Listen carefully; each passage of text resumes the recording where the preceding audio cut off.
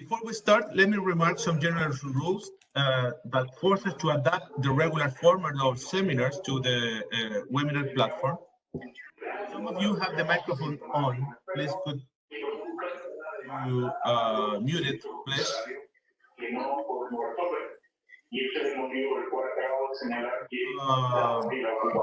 Still, some of you have the microphone.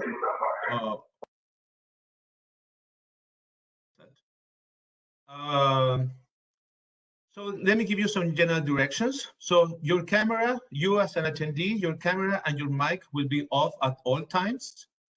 The seminar will be structured. Gernot will speak for 1 hour, and then will be 30 minutes for about 30 minutes for the discussions and questions. Only clarification question would be allowed during the presentation. So if you want to ask a question, please write down in the chat below. You will have an option below with the chat, and be a Q&A or P and R, depending on whether you have a Spanish or English set up on your WebEx application. Then you can ask your questions, and I will try to find some time to interrupt Gernot and actually ask the questions. Then for the discussion block, please also write in the chat your interest to speak. Then I will open the mic for you, and then you can speak freely. In the sake of a dynamic interaction, we encourage you and the speaker to keep question and answer short. So with not further delay, I let you with Gernot. Please, Gernot, go ahead. Okay, thanks a lot for having me. Do you see my slides? No? Not? Sorry. Not yet. Not yet. Okay. So it was there before. Let me share again, perhaps. That's the best strategy, perhaps. Here it is. Do you see it now? It's coming. Now we see it. Okay. Great. So thanks a lot for having me. It's a pleasure to be there. Yeah. However, virtual. This is pretty much work in progress. It's joint work with Alexander Dietrich, Kate Küster, and Raphael Schönle. And I'm very happy. We are very happy to have your feedback, to your reactions. So we will be able to take this on board. It is a very recent topic. It's about news and uncertainty about COVID-19. It's about survey evidence and the short run economic impact. Okay. So clearly we understand by now that we will have a massive economic disruption because of the COVID-19 pandemic. I mean, first and foremost, perhaps large parts of the economy are currently under lockdown, and they will be under lockdown for some time. We will have a disruption of supply chains, both internationally and within economies, for some time to come.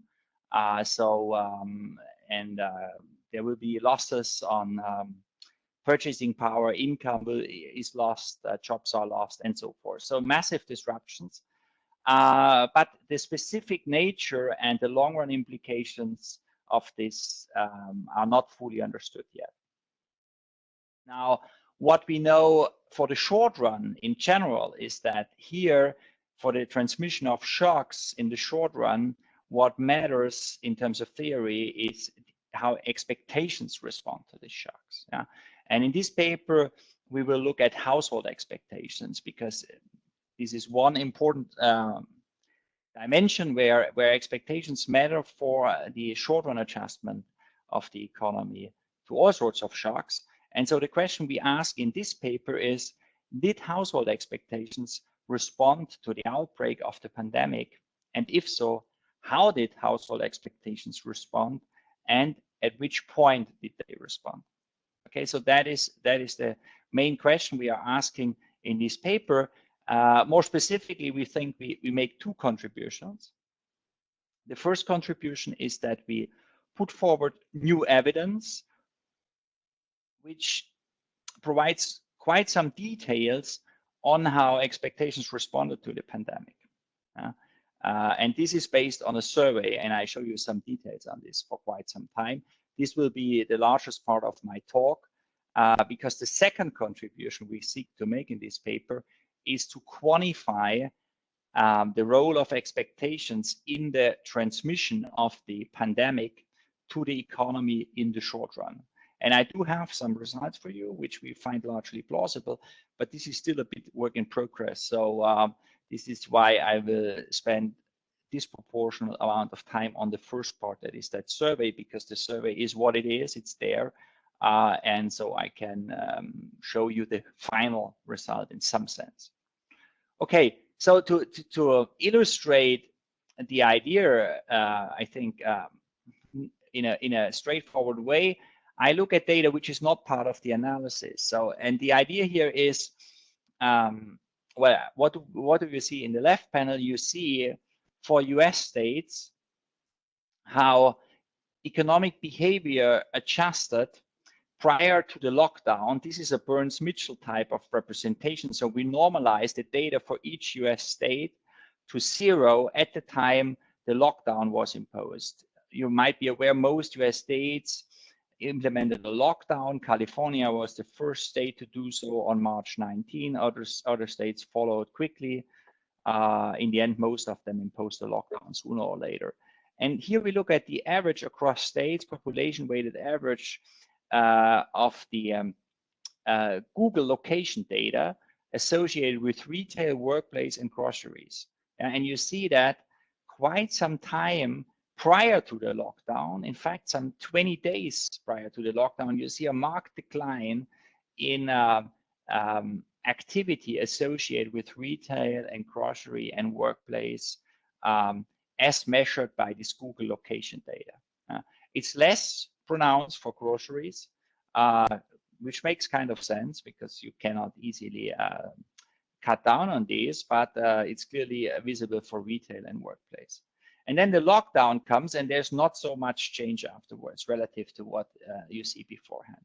Now, this paper is not about the lockdown, but it's about people anticipating certain developments and responding ahead of things. That's the major theme. And you may wonder what events they are responding to in advance.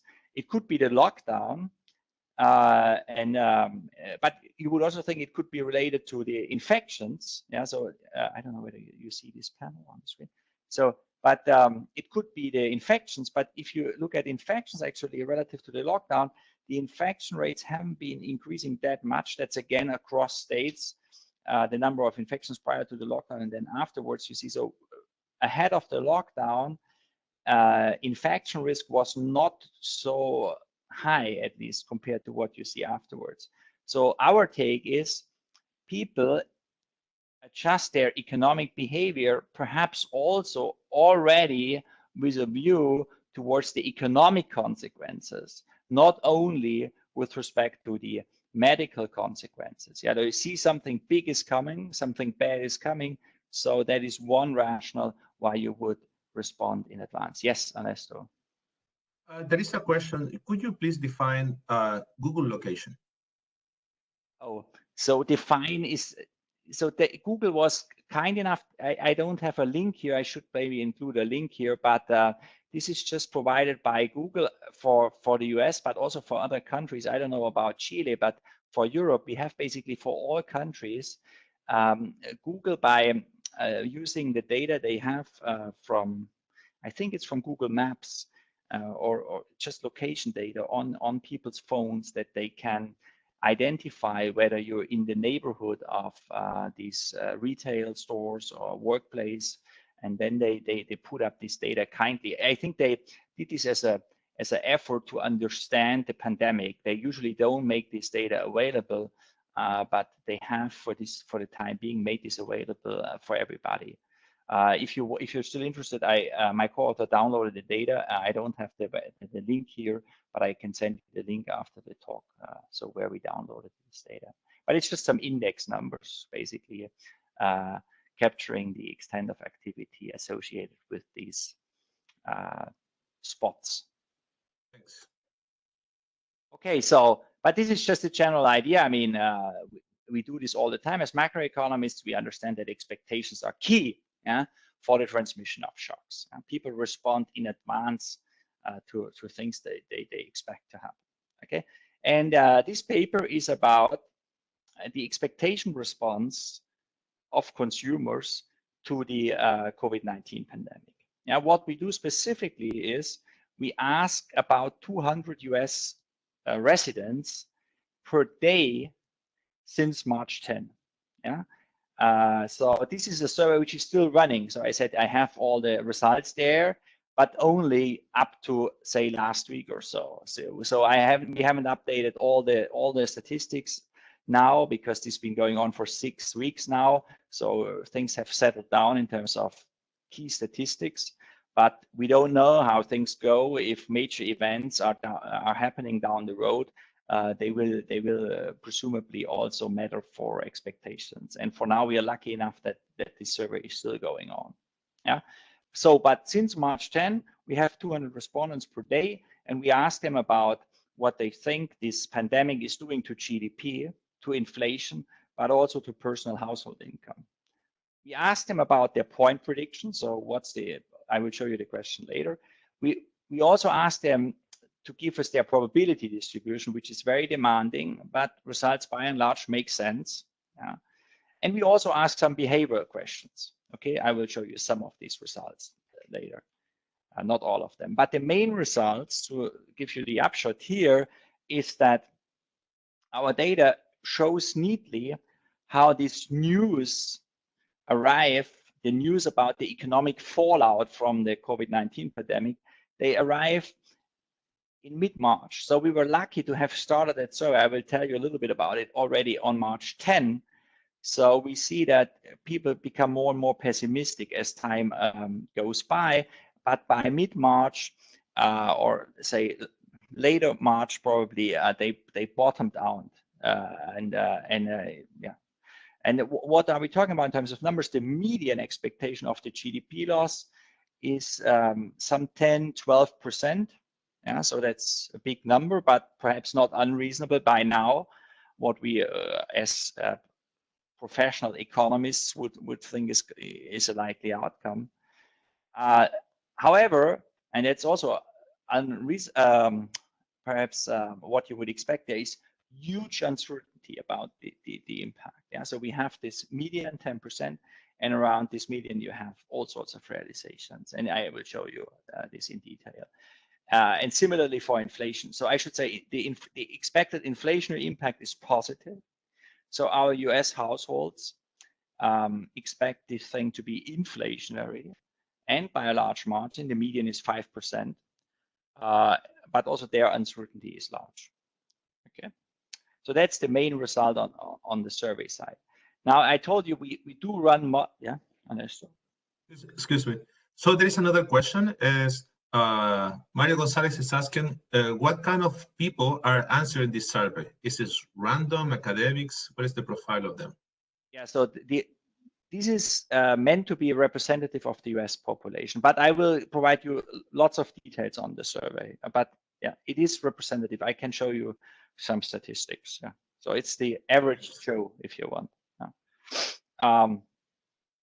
Now, in terms of model simulations, yeah, so I think what's nice here is that we, for now, rely on the new Keynesian textbook model, literally. Yeah, we take the model as it's written down in Gali's textbook, chapter 3, say. Yeah. We will, at some point, use a larger version of the model, but to establish the main point, for now, we have that simple model, the textbook version, up and running.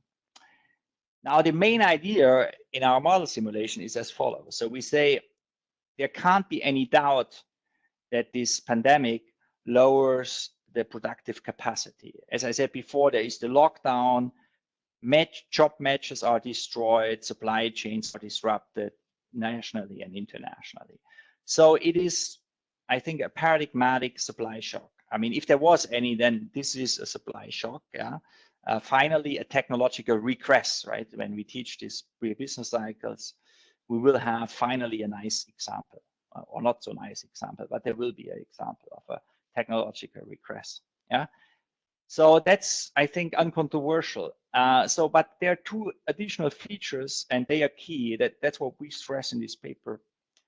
We say, okay, on the one hand, this supply shock, this adverse supply shock, is largely anticipated.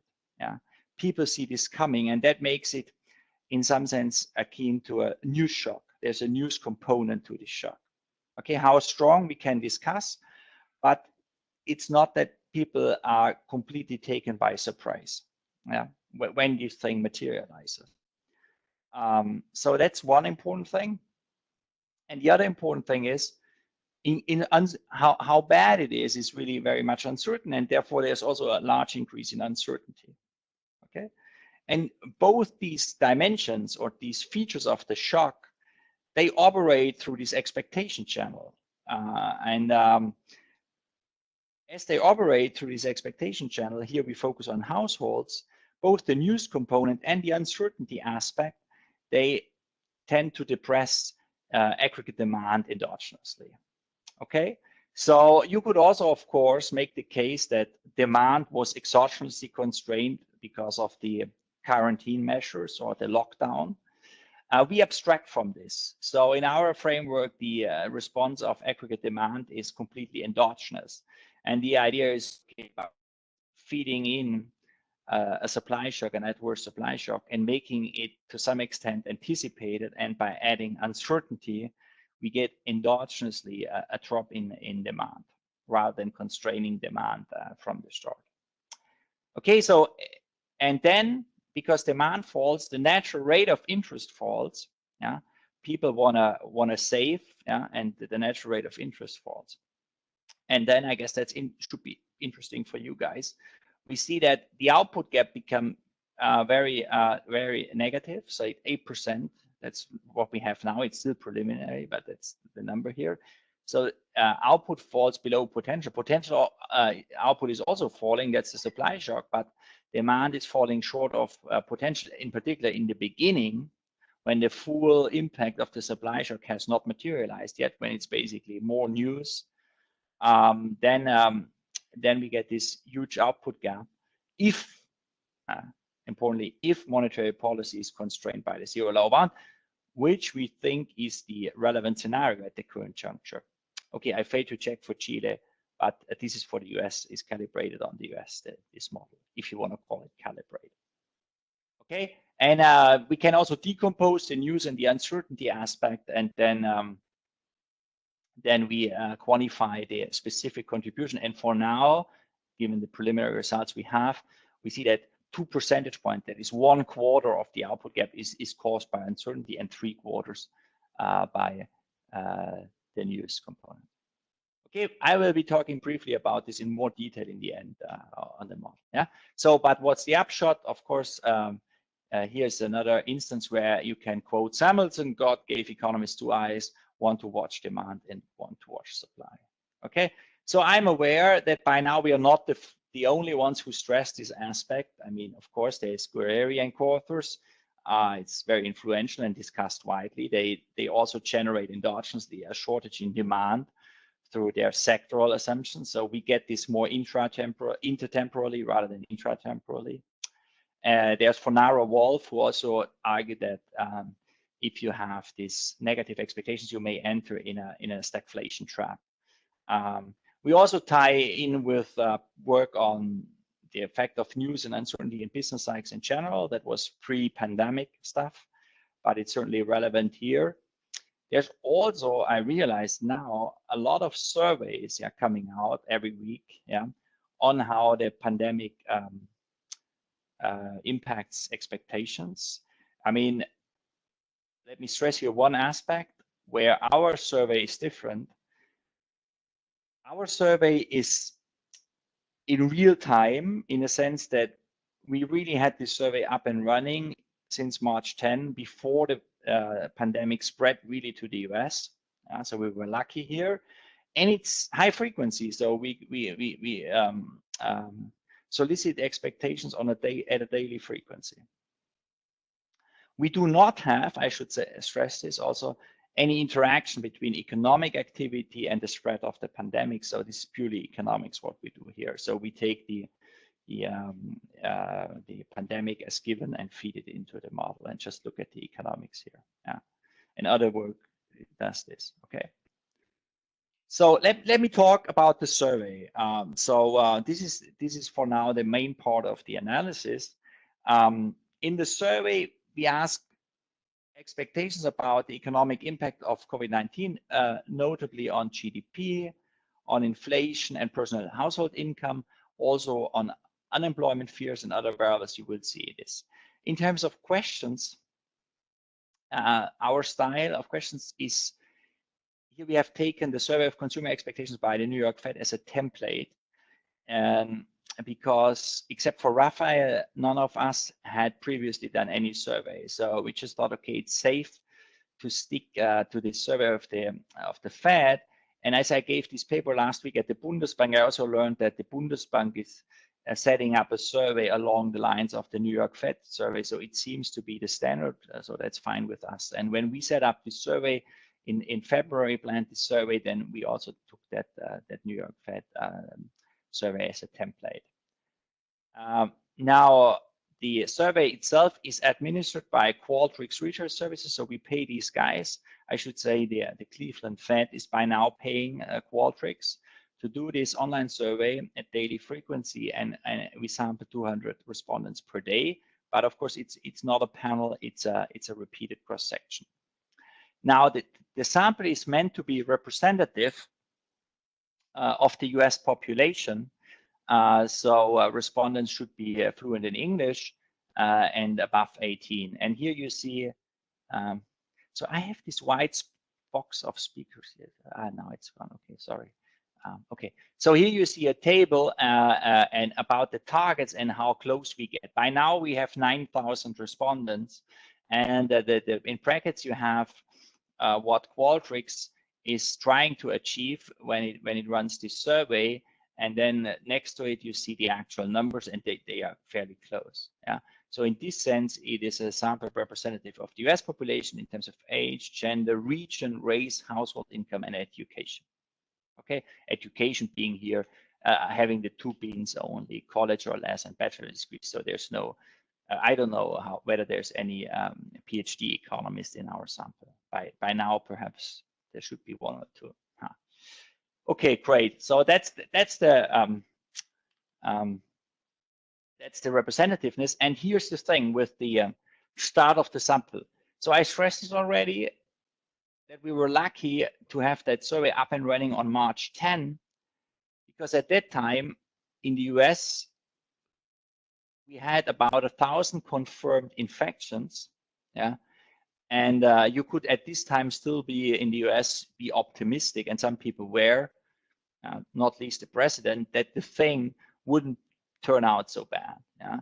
The World Health Organization did not announce the outbreak, a pandemic, until the next day, March 11th. Yeah? So why is it that we had that survey up and running in the US on March 10? It takes some time to set this up. Well, the simple answer is, initially, when we prepared this, we were planning to do a survey on the economic implications of climate change. So there I gave it away because we had this idea that you would have rare disasters because of climate change, and we wanted to study this, to what extent it's on people's minds. And that was the big theme. We don't remember this by now. We absorbed intellectually by the COVID-19 outbreak, but if you think back, there was Fridays for Future, a big thing, at least in Germany and Europe. And so we thought, okay, let's study this more systematically. And we were drafting this question, and just in the last minute, the Corona outbreak became a big thing, certainly here in Europe. And we thought, okay, well, maybe we add this as an additional question. So some of the questions we had designed for climate change, we just replaced climate change with COVID-19, basically. That was it. Yeah. Then in the course of the next week, we understood this is much more interesting and timely. That's maybe sad for climate change, and maybe at some point we will have the opportunity to go back to the climate change thing, but for now there's just no time to do this, and we have actually phased out by now the climate change questions and kept the COVID-19 question. So we were lucky here. The downside, the caveat is that specifically on March 10, we had not yet the full sample. We don't have 200 observations. We didn't run the survey on March 11 and 12 and not on March 14 because this was still the trial period when we were looking at the first set of responses and we're trying to understand whether everything worked. Yeah, that's how, I mean, for us at least, having very little experience in surveys, that was an important phase and it took us some time. Yeah. Okay, so that was that story. Okay, so what do we actually ask people? We ask, well, we tell them since January 2020, the coronavirus is spreading with human infections around the world. Besides causing human suffering, this might also affect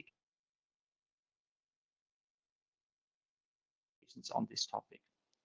And we add, of course, no one can know the future. Apparently, that is important to tell respondents because otherwise they are mentally stressed. Yeah? So you have to tell them no one can know the future. These questions have no right or wrong answers. We are interested in your views and opinions. Okay, and then we ask them, that's also a standard format from this New York Fed survey. We first present them with a so-called screening question where we ask, in your view, within 12 months from today, will the overall economic impact of the coronavirus be positive or negative? This would include both direct and indirect effects. And only after they have responded to this question, positive or negative, they are asked, okay, now what do you expect the overall impact to be over the next 12 months? Yeah, please give your best guess. I expect the overall impact of the coronavirus to be plus 7% of GDP or so. Yeah, and if they have answered they expect this negative, then we know, okay, 7% of GDP, they expect a 7% drop of GDP. Yeah, this sampling question, having this first is a better way to account for possible different signs in the response. Oops. Okay, that's the main question, and we have similarly structured questions for personal household income, where we ask, okay, will total income of all members in your household, including you after taxes and deductions, increase or decrease over the next 12 months? And same structure for inflation, 12 months. In the baseline, we ask for 12 months, but we also asked about in the year starting in March 22. Yeah, so this is a bit demanding. We have changed the question by now in order to make it more accessible. I will show you results for this question to assess the longer term impact which households expect this thing to have. So we asked them at this point, okay, think ahead for 2 years and look at that years which follows March 2022 and see what the pandemic is doing then to output. Okay, and then we also asked them about their probability distribution. Okay, and here this is very demanding. I found when I tried to answer this in the trial phase, because then you're first asked about your point prediction, and then a couple of screens later you're presented with this screen. So here you ask, okay, what would you say is the percent chance that over the next 12 months the overall economic impact in percent of GDP will be? And then negative by 20% or more, and then you're asked to fill in that box and give a probability, and these probabilities should add to 100. So you're reminded if they don't, then you can go back and adjust the boxes. That helps, but still it's very demanding. I was still traumatized, so I share this with you, this trauma, because I had given this point estimate 3 screens before, and then confronted with this. I mean, I designed the survey, I knew what to expect still, but I didn't remember precisely my point prediction, and then I tried to be consistent and fill in these boxes so that the implied mean of that distribution would be consistent with my point distribution. And so that stressed me a little bit. Maybe other respondents were not so much stressed about it, but I appreciate by now, I didn't appreciate before, that it's hard to solicit this probability distribution from the respondents, yeah, because filling these boxes and then for several variables and several horizons can be tiring. Okay, so that's the technical side of the survey. And here, a last bit is where we ask for yes and no answers for a number of 8 questions. And we would have probably had more questions, but at the time, since the focus was on climate change and different, we just had these 8 questions. But I still think we get some very interesting results along for these questions. So let me tell you what they are. So we ask, have you increased your personal savings due to the outbreak of Corona? Yeah. Has your financial planning changed due to the outbreak? And importantly, have you refrained from planned larger purchases due to the outbreak? Yeah. At the same time, we also ask, and that leads to some surprising results, do you spend a larger fraction of your income due to the outbreak? We should have been more specific here, I guess. Due to the economic consequences of the coronavirus, do you fear you may lose your job? Yeah, we will see some interesting results here. Then we also asked whether people avoid products from China. Do you store larger quantities of food or medical supplies? Okay, so this was the survey, and now let me give you the results. Yeah, so you're happy to, if you have clarification, there's no problem. Yeah, so the main focus of the results will be on the point predictions, and here I report the median and the mean across respondents. But when I report the mean as well as the standard deviation, then we drop the most extreme 10% and 90% percentile. The most extreme bottom and top 10% responses, and they will be very extreme. So with the median, of course, that doesn't matter, but for the other statistic, it does matter. And so we throw away some observations here because the range is just crazy, as you're gonna see. Yeah. So what are the main findings? Let me tell you. We observed this arrival of the news in mid-March, and we see that the expected output loss finds a bottom by the end of March only. Yeah. But, and that's equally important, there is this huge uncertainty about the overall effect. And there's also a sizable inflationary impact. Okay, so how does it look like? Here you have the main figure. Okay, you see here over time how things evolve. The red dots is the median across our 200 respondents per day of the expected output effect of the pandemic over a 12-month horizon. You remember vaguely the question, yeah, what's the overall impact on GDP, direct and indirect effects included, looking forward 12 months from now.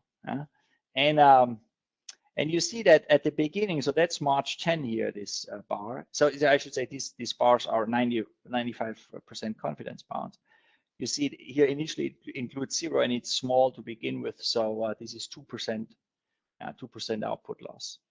Which is small, at least if you compare it to what people then respond later. Yeah, you see then over time, the expected loss increases to some 20% by late March. Okay, and then there's a little bit of a rebound, yeah, and then it flattens out here at 10 or 12%. So we have by now 1 more week of observations, and I'm going to show you an update in a second or later. And you see that then things have gone worse a little bit. So as of today, it's not really clear whether it has flattened out here for good or not. Of course, it depends on how actual things evolve, I would expect. Okay, so the blue stuff is inflation, yeah? And clearly, in the mind of our respondents, this thing is going to be inflationary. Yeah? So and by a large margin. So this is 5% inflation, that's the median, okay? And it's tightly estimated if you want, and it's been there forever, yeah, since day 1. Well, on day 1, that was March 10, we didn't ask for it. But then whenever we asked for it, so there was no doubt that the median respondent finds this expected thing to be inflationary. Okay, so this summarizes the main result of the survey quite neatly. There's this arrival of news when people adjust their expectations, and then it's big. Yeah? And this so this slide is meant to illustrate, it's no proof, but I think it's suggestive that people respond relatively quickly to this with their expectations. The black dashed line gives you the number of total infections in the US, and measured against the right axis. And you see this thing takes off only after people have downward adjusted their GDP expectations. So clearly they are not slow to adjust these expectations, and they anticipate to some extent the spread of the COVID-19 pandemic, or say its economic impact. Okay. The second thing is the uncertainty, which we stress a lot because it comes out strongly. And here you see two panels for output and inflation. This is just the first 4 weeks. We had no time to update this. We have by now week 6 and 7, 5, 6, and 7. But I'm pretty sure it's very similar. So what is noteworthy here? If you look for output, so this is the cross section, for the whole week, and what you see is that the support over which we fit in this kernel is extremely wide. So some guys apparently expect output loss of above 50%, and there's also some guys which expect the output effect to be positive. Okay, this is perhaps, so we, in our baseline specification below, we take this as a measure of uncertainty, the cross-sectional distribution of responses. But you may find this too extreme, too erratic. And so I also show you what we get when we look at the point predictions of the responded distributions. And maybe then, you see to what extent this is overstating the amount of uncertainty which there is. But taking this as a measure of uncertainty, you see that over the first 4 weeks, there's not much a change. I mean, this level of uncertainty has been high from week 1, and it didn't increase over time. The distribution shifts, for output shifts a little bit to the left, but only slightly so. And this is also picked up here by the median in some sense, which also was revised downwards in the first 2 or 3 weeks, but not much afterwards. So there's roughly stable the extent of uncertainty. This is what we want you to take away from here. For inflation, you see it's similar, also wide distribution, wide support, and the mean is positive. Okay. Now this is what I told you when we look at the probability distribution. Here, to make this more visible, we just look at the average across respondents, and we had provided respondents with these spins. You might not remember, but I told you it was so demanding intellectually for respondents. They were asked to fill in probabilities for each possible outcome. And here on the horizontal, you see these outcomes. Output may fall less than 12%. Earlier, I showed you 20% because we adjusted these bands at some point, because minus 10%, minus more than 12% in the beginning seemed a large number, and then suddenly it didn't seem so large anymore. In particular, you see also that this spin has received the largest weight on average across all respondents, and even more so if you move from week 1 to week 4, which is understandable, I guess, given how the whole thing evolved. Okay, this is for output, and this is inflation. And then we take this, and this is common practice in this survey literature. I was told you fit in a beta distribution. Sorry, Gernot. Yes. Sorry for interrupting you. There is a question. Andres Fernandez is asking, you could comment, please, on whether people understand the concept of GDP. Oh, yeah. We don't test for this, so but I think so. I cannot answer that really. Maybe we should test, or maybe some. I'm not aware, since I'm not a survey person really. I don't know whether there is survey evidence on the concept is clear. But we also have the question, remember, on personal household income, which is also the question which the New York Fed survey asked, and it's arguably more closer to people's mind than GDP. And I'm going to show you there's some discrepancy. In general, the losses for GDP are expected to be much larger than for personal household income. I show you in a slide. And then the question is whether this is just misunderstanding GDP, or we have had a discussion about this with some psychologists earlier this week. And here the idea is whether this reflects some notorious over-optimism about their own fate relative to the overall economy. But it may be just as well as you suggest that there's some limits to what the concept of GDP is fully understood by people. Okay, yeah, thanks for this. Okay, then inflation similar. So, and to get a sense of the uncertainty of to formalize this, we follow common practice and fit a beta distribution on these bins, yeah.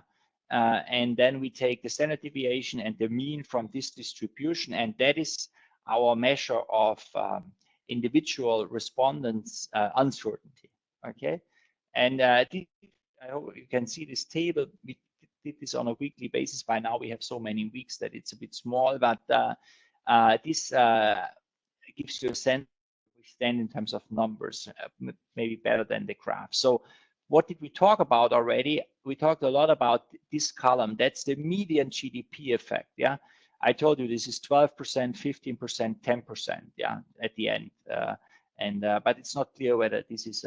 I will show you. Yeah, so this is the numbers I talked about, and this is the standard deviation. So 20 percentage points. So that's huge. This is still what we look at in the model as our baseline, and then we can compare this what we get when we have this probability distribution, when we ask for the probability distribution and fit this beta distribution on the reported probability distribution. You see that in this case, the median is smaller, some 8 or 9%, so not too different from, well, yeah, depending on how you look at it. But in particular, the standard deviation is quite a bit smaller, but it's still fairly large with 6 percentage points. That's one standard deviation in the expected output impact is 6 percentage points. Yeah, so yeah, given that the overall loss is 8%, the mean and median, then yeah, it's still big, the amount of uncertainty.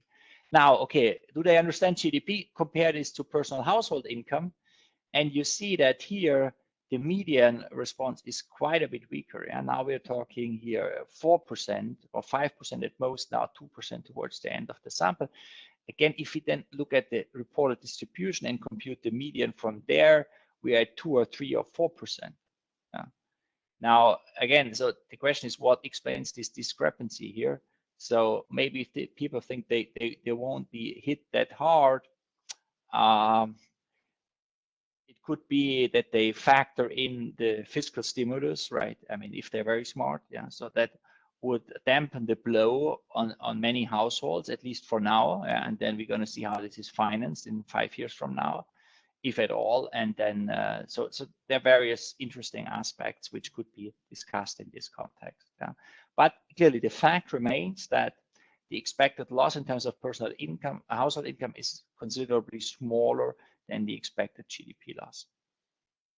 Okay, inflationary impact is positive. So if you look at the median, 5%, as I said, if you look at the reported distribution, it's quite a bit smaller, only 1 or 2%.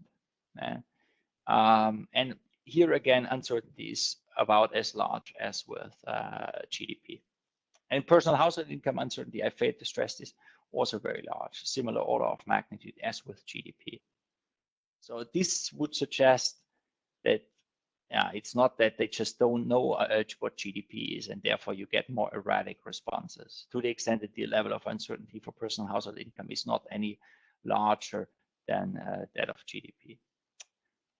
Okay, so this is also very, I think, important here, because this is what we included recently, a comparison with what we have in normal times. So since we follow the New York Fed survey rather closely, then we decided, well, we can look at what they found, what they reported last year, March, April last year, same time of the previous year, And they also ask for personal household income, they ask for inflation, they also ask for point prediction. Now, of course, they ask what's going to happen to personal household income over the next 12 months, while we have a conditional question. We ask what's happening as a result of the COVID-19 outbreak. So it's not exactly the same thing, but still, to get a sense of the order of magnitude, I think it's helpful to compare this. And if you compare the survey of consumer expectations in red to what we have in blue, you get a sense of the magnitudes, right? And that for personal household income here, that the key message is, in normal times, say last year, people expect this to go up over 12 months by some 2 or 3%, and now they expect it to decline by 2 or 3%. Okay, so that's the bad news component. But there's also the uncertainty component, which is striking, because the standard deviation last year was like 2 percentage points, and now it's 17 percentage points. Yeah, so 8 times the standard deviation. If you take this as a measure of uncertainty, yeah, you see a factor of 8 here. Similarly for inflation, I mean, there the sign did not change as we discussed, but the standard deviation also increases tenfold easily. Okay, a lot of uncertainty, but this is based on the cross-sectional distribution, the standard deviation. And you could also say, well, I better like the probability distribution. Here we don't have data from the survey of consumer expectations for household income, but we do have for inflation, where they also ask for this probability distribution. And here you see not the same increase in uncertainty, but still a 2 or 3-fold increase in uncertainty as reflected in the standard deviation. Yeah.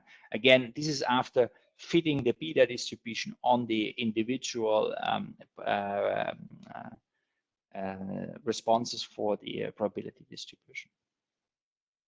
Okay, so there's the expected duration of the pandemic. We also asked this, we should update this graph because we have more information now. And here, I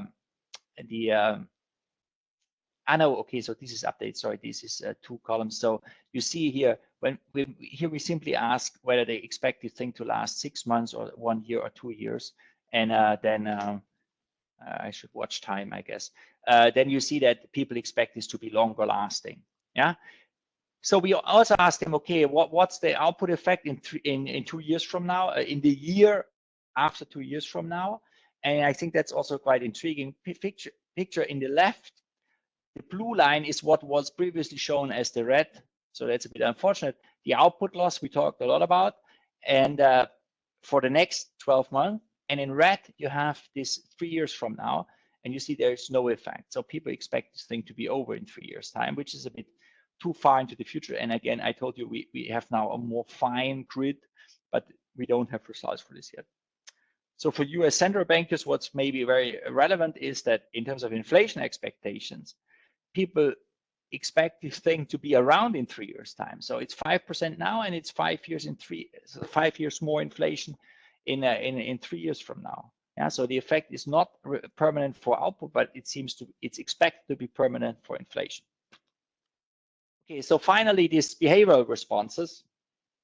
Over time, you see some nice pattern, we think. So initially, that was March 10, when this thing was still small in the US. Only 30% of respondents, for instance, said, okay, financial planning changed. And then over time, this picks up big time. So at the end, last week, we were at 70% say yes, for financial planning did change. Similarly, for larger purchases, yeah. Larger purchases in the beginning, only 40% said yes, I refrain from these now. And by now, it's 80% refrain from these planned larger purchases. At the same time, you see more spending. That seems inconsistent. That's the lower left panel. But that's probably our wording, because it could be coronavirus related spending, you know, the hoarding at home, which we all did in Germany. Loo paper, of course, was a big thing, and stuff like that. Yeah, so that's more spending and still fewer larger purchases. Okay, anyway, let me skip the survey. I talked a lot about this. I wanted to share you this nice feature here from your fellow central. Yeah. So since we started a little bit late, let's say that you have a little bit less than 15 minutes. Okay, that's to go. Great. Perfect. Thank you. Okay, so that gives me time to use that link, yeah, to your fellow central bank, which is funding this survey. And we have set up a web page with some more details. and interesting. Okay, I didn't check this today. So there is every Wednesday, and today is Wednesday. Yeah, so you see the latest observation. So the last time I checked, so I showed you data up to here. That was April 20, when, so the green line is the expected output loss. It's a slightly different layout here. But so this we don't see your slides. Okay, it's good you tell me. So it's actually the website of the, so how do I make this Spanish? We see your mouse. Interesting. Okay, so maybe it's not working at all. So yeah. Anyway, so we have this website, and if you go to Cleveland Fed, you can see there, and now you see my PDF again, yeah, or not? Do you see my PDF? Yes, we do. Okay. And there's the link, and you can go to the Cleveland Fed, and you have this on a weekly basis, this update. And what I just realized is that during the last week, the outlook has improved. So in terms of our household expectations. So they are more upbeat now. And let me just check. It's fascinating. I should have checked before, but it stands now at 7% only the expected output loss. So it seems we really have worked ourselves out of this trough. Okay, so you see my slides, Ernesto? Yes, we do. Okay, great. Thank you. Okay, so last 10-15 minutes, let me show you what we do as we try to make quantify the role of these expectations as a genuine transmission channel in a new Keynesian business cycle model. And the good news is I won't need to spend much time here, because this is really the textbook model taken from Gali. And to tell you the truth, when I prepared these slides, I copied this from my teaching slides, monetary economics slides, so copy paste. But at some point, we want to also explore whether this is robust to extending the model. And one of my co-authors, Kai Küster, he's a co-author of this Fernandez Villaverde et al. Paper, where they look at the effect of policy uncertainty in a somewhat medium scale new Keynesian model. And we're going to explore that. But for today, I only have the results from the plain vanilla chapter 3 Gali. Okay, let me remind you of what the idea here is in modeling this. The basic idea is that the pandemic represents first and foremost this adverse supply shock, and you would, a recession is then unavoidable. That's what you would have as an efficient adjustment to a TFP shock, a negative TFP shock. So, but the interesting thing here for our analysis is that because of this expectation channel, to which the news and the uncertainty become important, the demand falls even more strongly than supply, and we get a decline in the natural rate of interest. And that's just one way to look at things. I guess we are all used to discuss things along those lines now. And if we talk monetary policy, of course, that's key. And you would think that for monetary policy to stabilize the economy at the efficient, although lower level, it would need to adjust the policy rate in line with the natural rate. It would need to lower policy rates. But as you're going to see, if monetary policy is constrained by zero lower bound, or if for some reason monetary policy is not ready to accommodate that drop in the natural rate, we can get a large output gap. Okay, so this is the model. We are I guess, so this is, you all know this model. Of course, I don't want to offend you here. I just want to give you a sense of the framework we are using here. And I want to highlight one equation, the Euler equation, because we use this equation in the first step before we do the full analysis. And this step is kind of neat. I'll show you in a second what we do. This is the standard Euler equation. So Q is the price of a discount bond. So 1 over Q is the short-term interest rate. And it depends on the expected growth of consumption here, okay, as usual. Then there are firms, there's a Calvo problem, nothing. This is just straight from Gali. And now the third slide on the model. Yeah, so what do we do here? This is a first experiment. Very simple, but hopefully you find this particularly neat, because here we say, let's assume monetary policy is targeting inflation successfully. So at all times inflation is 0. And then if you look back to this Euler equation, this term drops out because it's a 1. Yeah? And then we impose market clearing in this basic version of the model. There's no government, there's no open economy, so C equals Y. Yeah? And then we can write this Euler equation you saw like this. And then we also exploit the fact that if we have inflation targeting successfully implemented, and the policy rate is equal to the natural rate, yeah, because there's no inflation. It's the flex price allocation, right? That's how we define the natural rate in this framework. Okay, so, and now we can do the following neat exercise. This is all there is, yeah. We take the textbook model, we take the Euler equation, we assume inflation targeting, and we impose market clearing, yeah. And then we can take this guy on the right-hand side and feed in our survey data. Yeah? What we do is we take this curve here, literally this curve, yeah, the average over all 6 weeks. Yeah, we take this and we feed this into this expression. We evaluate this Euler equation, if you want, using the survey data. Yeah? And using the survey data, we can actually explore the implication for the natural rate, both of the mean and the uncertainty effect. Yeah? So the mean would be the news that output falls. Yeah? And here we use an annual calibration, basically. It's output falling in the year from now. Yeah? And the only thing which is a degree of freedom here is the sigma, the curvature of the utility function. I'm not an asset pricing person. Maybe you have some strong views here. But what we can do here is we just look at the range of values. And no matter what, the effect is big. Yeah?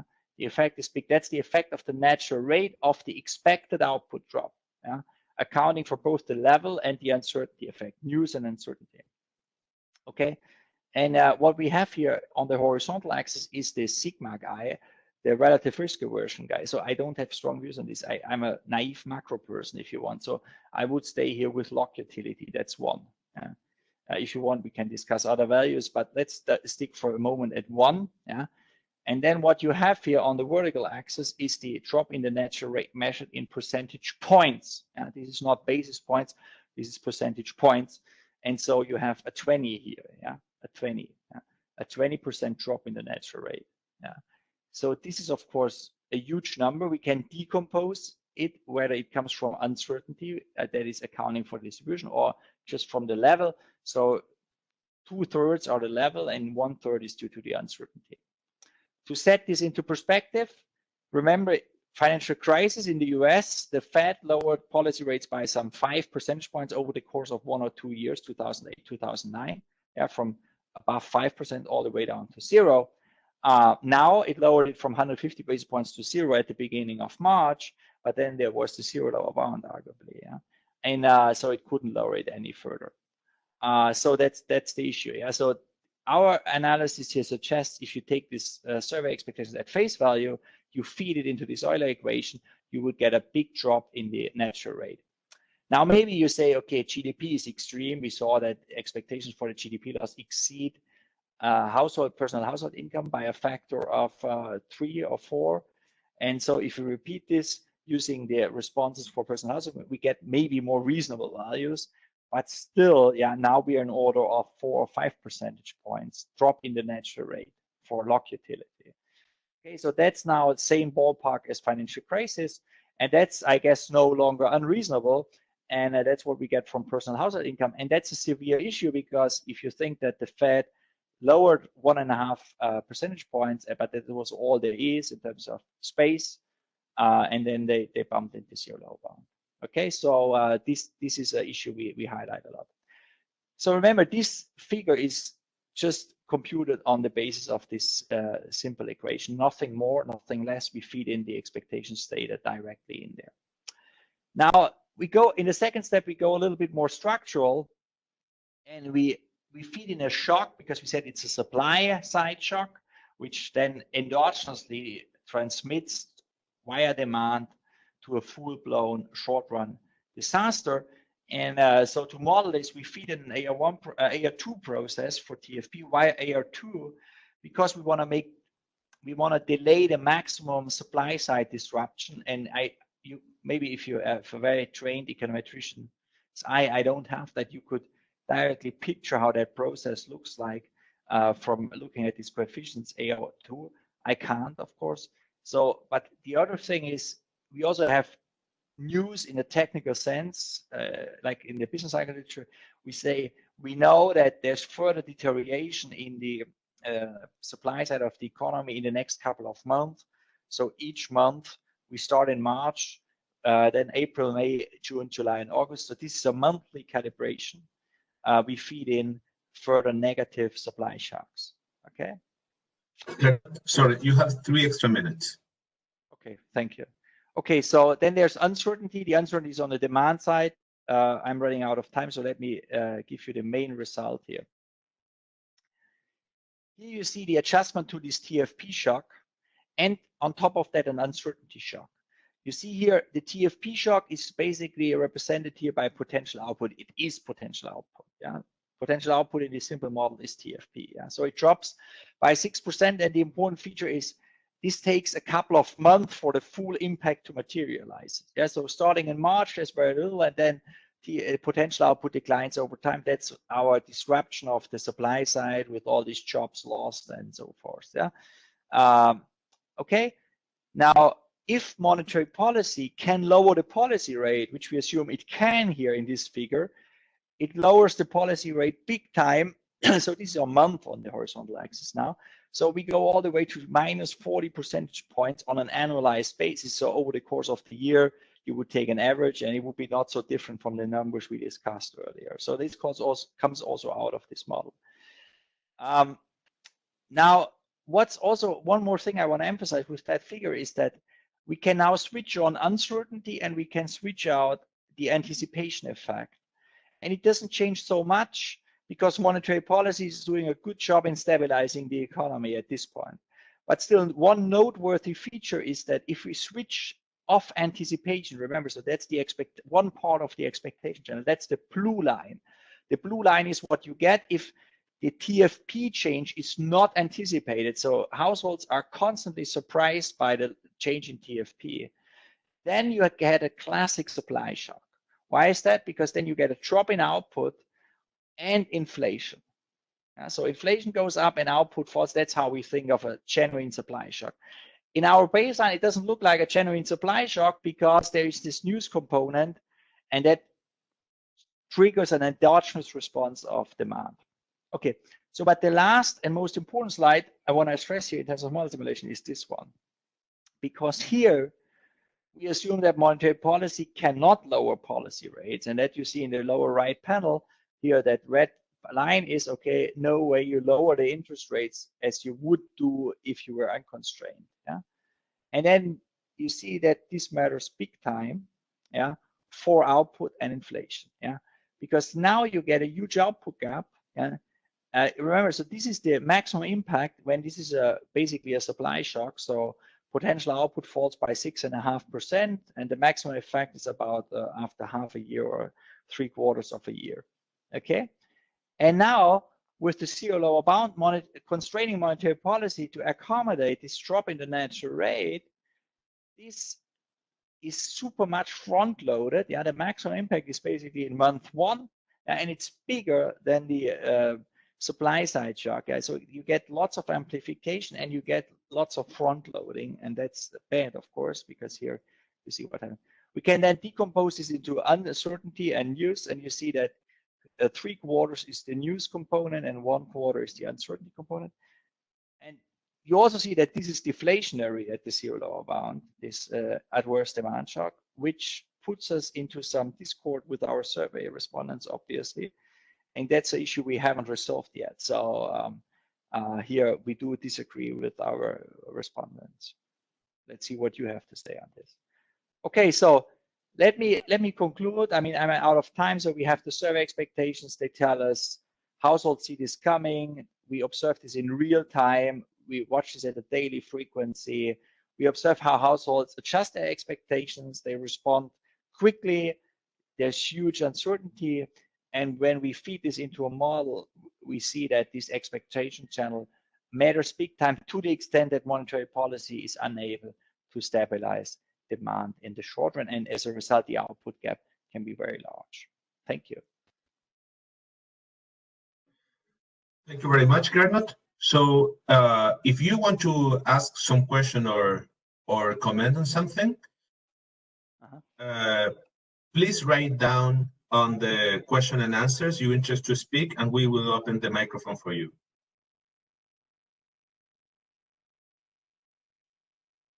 So in the meantime, let me start with some quick question. So something I find fascinating is the fact that expectation seems to respond the way that we think they should respond to a supply shock by expecting the decrease in output and increase in inflation, and a lot of the effect is front-loaded. So that discards a lot of more behavioral theories about how expectations get formed. So in a large extent, we can just use the models that we're used to right away. Yes. Is this too optimistic view? Yeah, no, it's certainly a legitimate view. I mean, yeah, maybe we should be more careful with our model. I mean, or we could say, if we take this at face value and we think, okay, households have a good sense of what's going to happen with inflation, maybe things are not so bad because, well, at least we won't have much of deflation. It's an intriguing aspect, yeah. So I mean, yeah. So you're right. Maybe we were a little bit too fast in dismissing people's expectations about inflation. I guess we have to go back to this at some point. I mean, I guess we are pretty much influenced by the discussions we have in academia and at central banks. I checked. I mean, I started with the prior that these things should be deflation in the short run. We saw the survey responses, and we thought, okay, maybe our households get it wrong with inflation, and we were a bit stubborn there. And I checked what the ECB guys were saying, Bank of England were saying. They were all telling me, okay, this is going to be deflationary. So that's why we emphasized this in the model simulations. Yeah, but you're right. Maybe we should be more careful and think twice before we dismiss our households and give them more credit for what they think is happening to inflation. It's a good point. So now let me open the microphone for Andres Fernandez. Hello, can you hear me? Yes. Yes, hi. Well, first of all, thank you so much, Gernot, for a very interesting presentation. I have a couple of remarks and questions on the survey and one on the model. Okay. Regarding the survey, I wonder why have you not considered, maybe you are now, including questions on the policy actions taken by authorities, by the government and the Fed. I mean, just as the shock has been humongous, the policy responses have been also big, and you would expect that they have shaped expectations. Yeah. So I wonder if you're considering that. And then on the survey, so right now you're not exploiting the heterogeneity across the survey, right? So one thing that comes to mind is there a relationship between the perceived persistency of this shock and the responses of households to, say, their financial plans? So do we observe people that are more pessimistic about their income to change more their durable good consumption or to change more the financial plans?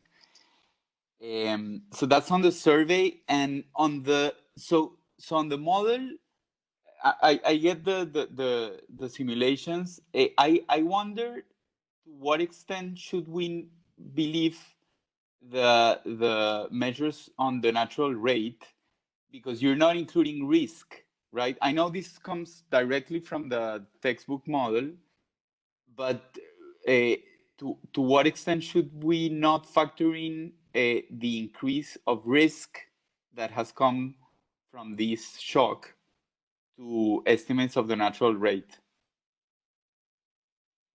Thank you. Okay. Yeah, thank you. So with the last point, so risk as distinct from uncertainty, you mean, yeah? Because we uncertainty, yeah, yes. okay, yeah. Okay, yeah. Financial risk. Okay, financial risk. Yeah, so that's a good point. Yeah, I mean, this was just meant to be a back of the envelope calculation. Yes, and I guess okay, we have to look into this. What this would, in which direction this would influence our estimate for the natural rate. But I would, given the size of this effect, I would be confident that the overall message is not affected. Yeah, but it's a fair point, and we will look into this. So on the survey question, this makes a lot of sense. Two quick responses there. So in fact, we have included a few information treatments for the policy measures, at least the Fed cut rate cut in on March 15. We have treated some respondents differently from others, and the same with the CARES package. We haven't explored that yet systematically because we thought that would be a different paper, to be honest. But I should also say that first inspection of the data along these lines were not too encouraging in the sense of giving us big effects there. Yeah. But maybe it's too early to make statements here. So I mean, you see some daily variation here, and prima facie, you could say, well, this is March 27. That's when Trump signed the CARES Act. So this would be consistent with the notion that people became more optimistic. But our first exploration of this information treatment, which we put in there, wasn't too encouraging. And the other question, we do have that in the paper, and there is something there when we try to, so you say we explore the heterogeneity. I mean, that's true. So what we do, we run some logic regressions where we have these binary outcome variables, and we relate them to expectations and to uncertainty.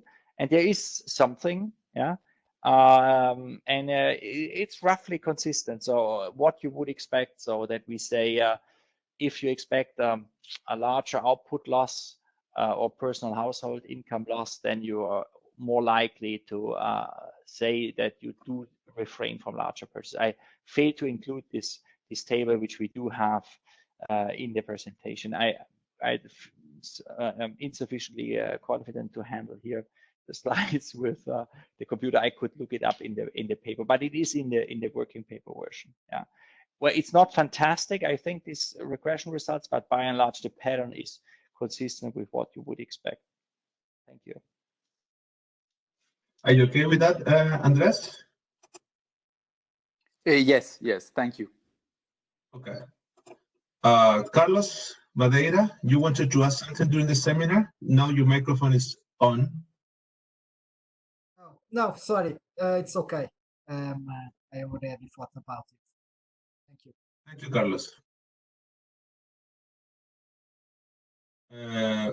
Okay, so is there any other question?